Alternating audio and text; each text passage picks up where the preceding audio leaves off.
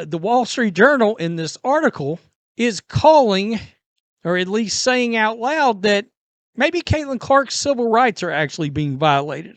Imagine being the biggest star in your industry, bringing in millions of new fans, skyrocketing revenue, and single-handedly saving your company. Now, imagine that same company doing nothing to protect you from being constantly targeted, abused, and potentially put in danger. This isn't some made-up story, it's what's happening right now in the WNBA with Caitlin Clark. And the Wall Street Journal, of all places, just dropped a bombshell that has everyone talking. They're saying the WNBA's treatment of Clark isn't just bad basketball. It might be illegal, a violation of her civil rights. This could lead to federal investigations, congressional hearings, and even a lawsuit that could change the entire league forever. But is this just another sports debate? Or is there real legal trouble brewing behind the scenes? Let's dive into the details. The article, written by a political strategist, lays out a legal case for why Caitlin Clark is a victim of a hostile work environment. In simple terms, a hostile work environment is created when behavior at work is so severe and so constant that it makes a workplace intimidating or unsafe. The article argues that the constant physical targeting of Clark goes far beyond normal basketball and crosses a legal line. It's not just about a single player, it's about a pattern of behavior that the league has seemingly ignored, and that lack of action is what makes it a legal problem. It's a fundamental failure to provide a safe place for their most valuable asset to do her job. So, what's the evidence? The article is very specific. It claims Clark has absorbed an astronomical number of flagrant fouls, 17% of all of them in the league, which is double the rate of her peers. That number alone, if true, is a red flag for any lawyer. It points to a clear pattern of disparate treatment. This means she's being treated differently than everyone else, and the reasons for it don't seem to be about a fair game of basketball. The league can try to say it's just a physical game, but when the numbers show a specific player is being targeted at a rate twice as high as anyone else, that argument falls apart. It's like a scientific experiment where the results point to one conclusion. The article takes this argument a step further by referencing actual Supreme Court cases. It's no longer just an opinion, it's a legal analysis. The first case mentioned is Harris versus Forklift Systems, which set the standard for a hostile work environment. The court decided that you don't need to prove an employee suffered psychological harm. You only have to prove that the conduct was so severe or pervasive that it created an abusive working environment. The constant cheap shots, the physical abuse, and the lack of protection for Clark could easily meet that standard. The second case is Texas Department of Community Affairs versus Burdine. This case is about disparate treatment and shows how an employee can prove discrimination without having to show that their employer had direct, intentional animus. The burden would then shift to the WNBA to prove a non-discriminatory reason for the way Clark has been treated. And given the clear statistical evidence, that would be an incredibly difficult argument to make. Let's talk about the business side of this. It makes absolutely zero sense for the WNBA to be letting this happen. Caitlin Clark is an economic miracle for a league that has struggled with relevance for decades. The numbers speak for themselves. The 2024 season was the most watched in almost 25 years. Viewership is up over 360%. App engagement has soared by more than 600%. And merchandise sales have jumped an insane 601%. She's not just a star. She is the entire engine driving this unprecedented growth. She is their lottery ticket, and instead of protecting the person who is making them rich, the league seems to be looking the other way. This isn't just bad business, it's negligent. The only reason a business would ignore a goldmine like this is if there were other factors at play, and that's the juicy, mysterious part of the story the article gets into. This entire situation has moved beyond sports and into politics.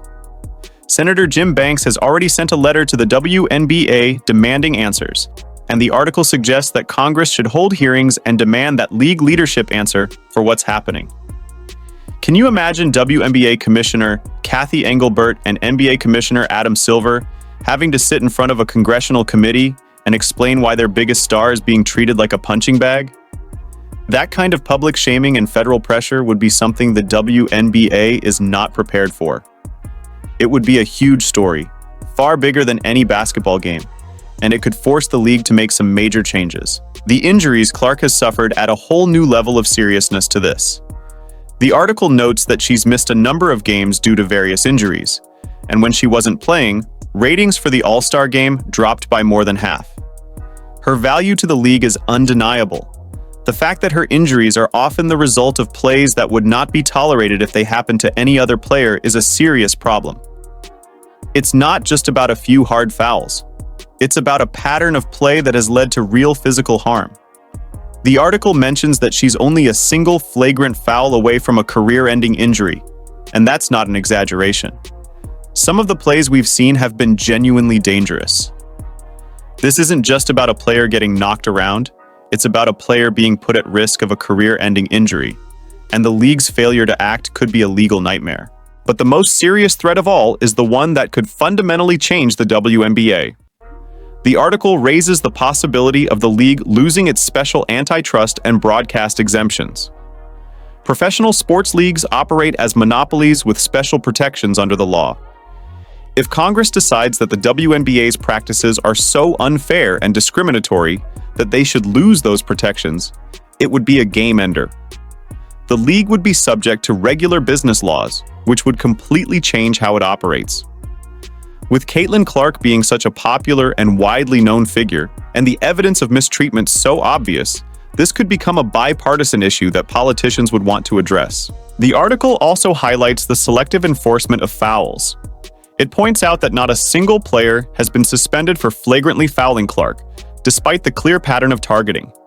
This kind of selective enforcement is exactly what civil rights lawyers look for when building a discrimination case. When the same conduct is punished differently depending on who the victim is, that's a textbook case of disparate treatment. The Marina Mabre incident is a perfect example, a blindside hit that was treated as a regular foul. In any other context, that would be assault. But because it happened in a WNBA game, it was brushed aside. This lack of accountability and the league's refusal to protect Clark is what's truly scary from a legal perspective. What's really fascinating is how this article has completely reframed the conversation. For months, it's been a debate about whether Clark is tough enough or whether her popularity is earned. The Wall Street Journal has taken all of that off the table. Now, the conversation isn't about basketball at all.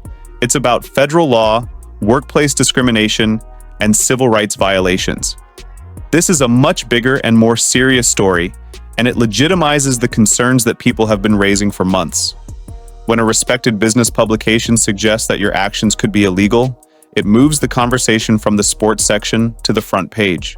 The Wall Street Journal article has turned the entire situation into a potential federal case, and the WNBA should be terrified. Civil rights investigations, congressional hearings, and antitrust threats aren't just bad publicity.